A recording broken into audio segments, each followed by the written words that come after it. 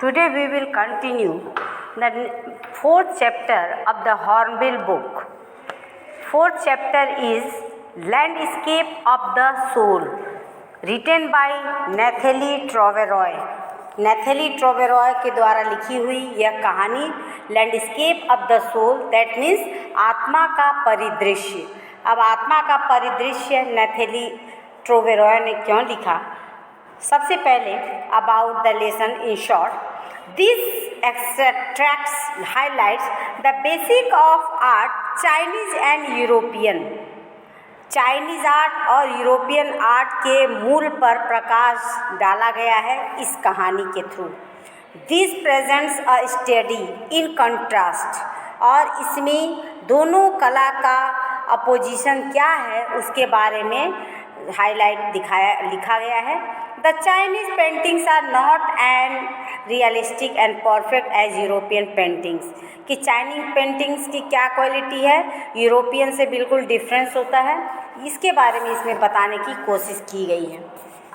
In this chapter the writer contrast Chinese art with European art, कि चीनी कला की तुलना यूरोपियन कला से की है। The writer uses two stories to tell the Chinese art form is different from the European art form, और लेखक ने यह बताने के लिए इस कहानी में दो स्टोरी का उपयोग किया है कि चीनी कला यूरोप की कला से किस प्रकार भिन्न है। And the European artist try to reproduce an actual view, European कलाकार किसी भी दृश्य की क्वालिटी प्रतिलिपि उसके रिप्रोड्यूस एन एक्चुअल व्यू उच्च समानता के साथ बनाने का प्रयास करती है। In but whereas a perfect likeness, whereas in Asia art, और जबकि एशिया में art is the artist spiritual and inner voice, Asia में कला एक कलाकार की आध्यात्मिक एवं आंतरिक आवाज़ के साथ जुड़ी हुई होती है। Therefore, Chinese art requires the active participation of the viewer, और इस प्रकार चीनी कला को समझने के लिए दर्शक की सक्रिय both physically and mentally to understand it, कि चीनी कला को समझने के लिए जो भी ऑडियंस है उसको सक्रिय शारीरिक और मानसिक सहभागिता की आवश्यकता होती है। First of all we have to know about the characters in this story. Wu Daozi, the 8th century Chinese landscape painter who disappeared inside in his last paintings. Wu Daozi 8वीं सदी का परिदृश्य बनाने वाला चित्रकार जो स्वयं द्वारा बनाए गए अंतिम चित्र के भीतर विलुप्त हो गया।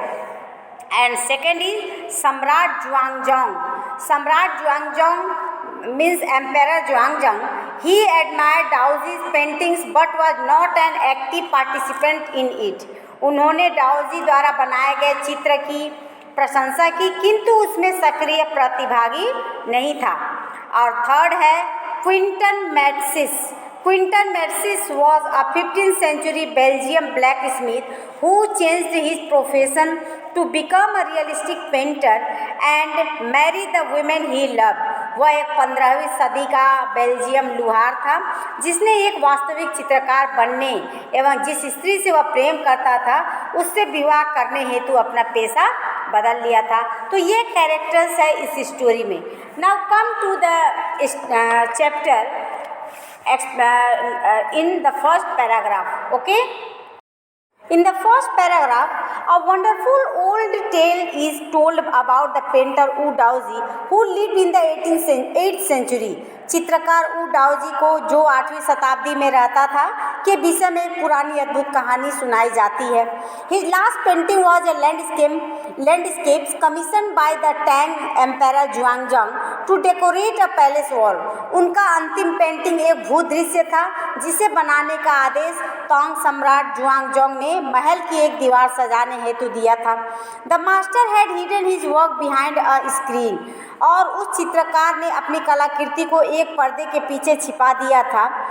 So only the ampere would see it, जिसे केवल सम्राट ही उसे देख सके।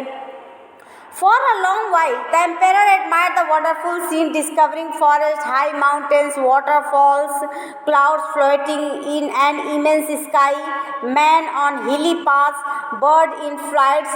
Look, sire, said the painter. और जिससे केवल काफ़ी लंबे समय तक सम्राट ने वन में ऊंचे पहाड़, झरने और असीमित आकाश में तैरते हुए बादल, पहाड़ी रास्तों पर चलते हुए लोग, उड़ान भरते हुए पक्षी को प्रदर्शित करते हुए इस अद्भुत चित्र की प्रशंसा की थी। पूरी तरह से राजा भी इस पेंटिंग से बहुत खुश थे। उन्होंने उसकी बहुत ज़्यादा तारीफ किया था। And the painter clapped his hands, चित्रकार ने जब द पेंटर जब अपना काम पूरा किया कि तब इन्होंने कहा, लुक शायर, सेड द पेंटर। पेंटर ने कहा, देखिए महाराज। The painter clapped his hand and the entrance to cave open. Painter, देखिए, इस गुफा में पहाड़ की तलहटी पे एक आत्मा रहती है। उसने, चित्रकार ने अपने हाथों से ताली बजाई और गुफा का दरवाज़ा क्या हुआ, खुल गया। द इनसाइड इज स्प्लेंडिड, और भीतरी भाग इतना शानदार था, beyond anything words can convey, जिसे शब्दों में उसका वर्णन नहीं किया जा सकता। Please let me show your majesty this the way, और इसकी तारीफ नहीं किया जा सकता, कृपया मुझे महाराज को मार्ग दिखाने की अनुमति प्रदान करें। The painter entered the cave, और वह पेंटर गुफा में प्रवेश कर लिया।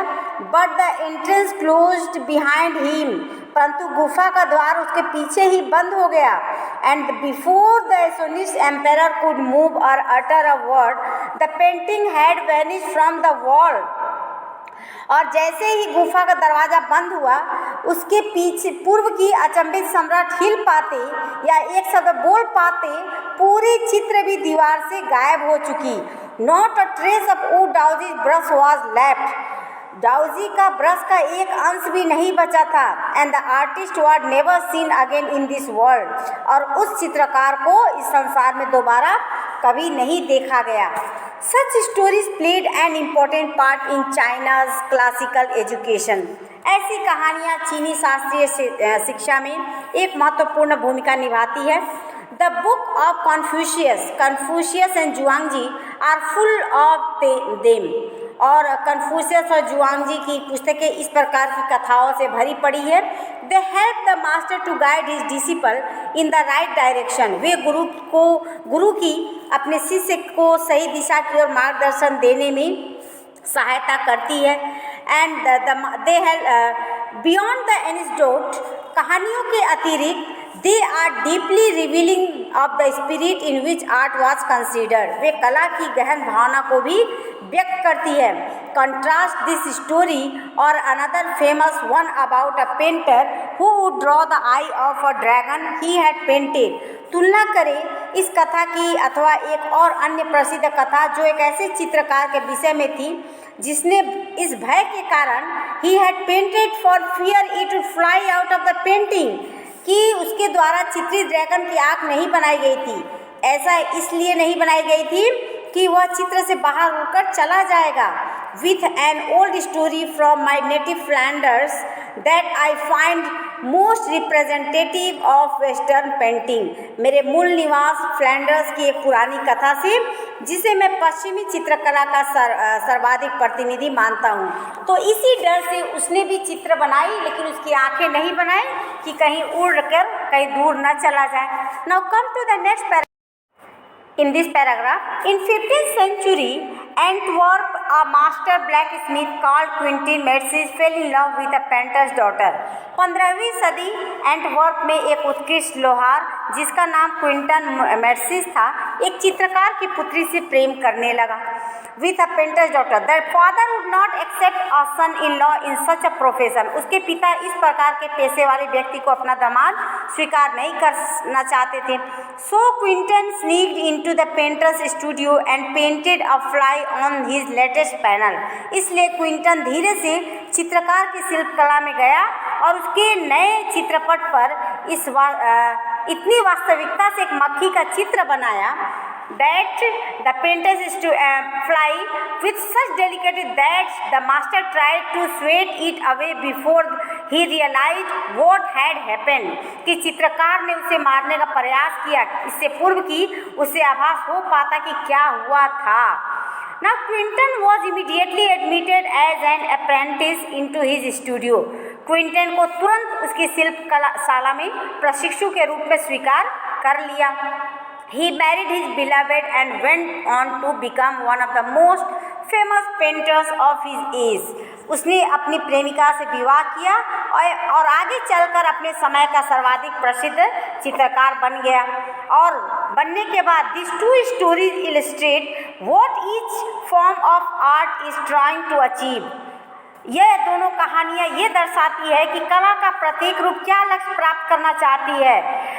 A perfect illusionistic likeness in Europe, the essence of inner life and spirit in Asia. Europe में एक महत्वपूर्ण बहुत ही संपूर्ण भ्रमपूर्ण समानता और दूसरा एशिया में आंतरिक जीवन एवं भाव का सार। तो ये दोनों स्टोरी बताई गई चाइनीज के बारे में। In the Chinese story, the emperor commissions a painting and apprentice its outer appearance. और चीनी कथा में सम्राट चित्र का बनाने का आदेश देता है एवं उससे बाहरी स्वरूप की प्रशंसा भी करता है। But the artist revealed to him the true meaning of his work. किंतु कलाकार उसके सामने अपनी कला के वास्तविक अर्थ को बयां करता है। The emperor may rule over the territory he has conquered. और सम्राट संभवतः स्वयं के द्वारा विजयी क्षेत्र पर राज कर सकता है। But only the artist knows the way within. और किंतु भीतर का मार्ग केवल कलाकार ही जानता है। Let me show the way, the Tao, a word that means both the path or the method and the mysterious work of the universe. अब मुझे मार्ग दिखाने दीजिए। दाओ एक शब्द जिसके दोनों अर्थ है मार्ग का विधि और ब्रह्मांड के रहस्यमय कार्य भी। द पेंटिंग इज गॉन, चित्र पूरी तरह से गायब हो गया। But the artist had reached his goal, किंतु चित्रकार अपने लक्ष्य तक पहुंच गया। बियॉन्ड एनी मटेरियल अपीयरेंस, किसी भी भौतिक रूप से दूर होकर, इनके बावजूद भी वो वहाँ तक पहुँच गया। Now come to the art of the classical Chinese. Now next paragraph, a classical Chinese landscape is not meant to reproduce an actual view. Very important line. As would a Western figurative painting. एक शास्त्रीय चीनी भूदृश्य के चित्र का अभिप्राय पश्चिमी प्रतीकात्मक चित्रकला की भांति एक वास्तविक दृश्य as would a Western figurative painting कि चित्रकला की भांति वास्तविक दृश्य की प्रतिलिपि का सृजन करना नहीं है। Whereas the European painter wants you to borrow the eyes and look at the particular landscape exactly as he saw it.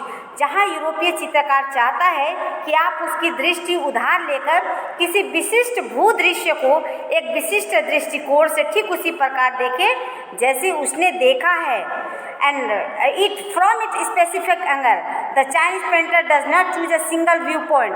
His landscape और चाइनीज पेंटर कभी भी ये नहीं चाहता कि सिंगल व्यू पॉइंट की कोई एकमात्र दृष्टिकोण का चुनाव नहीं करता है।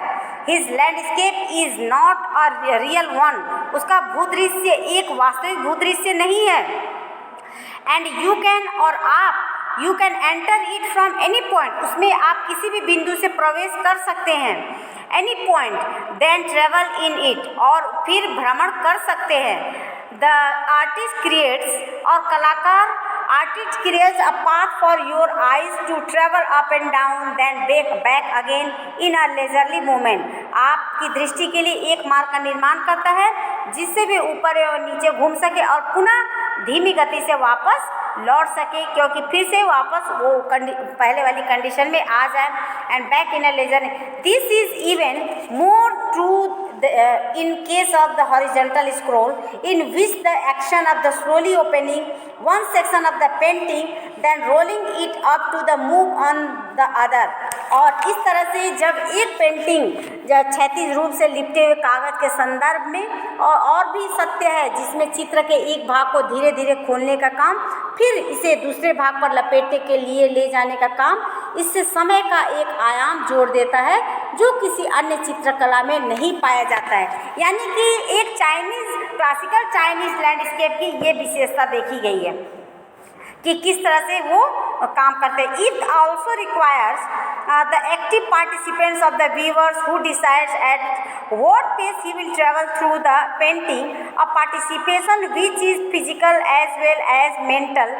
The Chinese painter does not want you to borrow his eyes, he wants you to enter his mind, and the landscape is an inner one, a spiritual and conceptual space.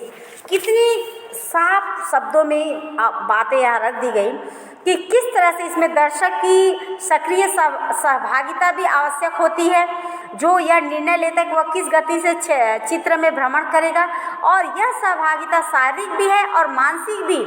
चीनी चित्रकार नहीं चाहता कि आप दृष्टि उधार लें, और वह चाहता है कि आप उसके मस्तिष्क में प्रवेश करें, मन में प्रवेश करें। भूदृश्य आंतरिक, आध्यात्मिक एवं वैचारिक स्थान है।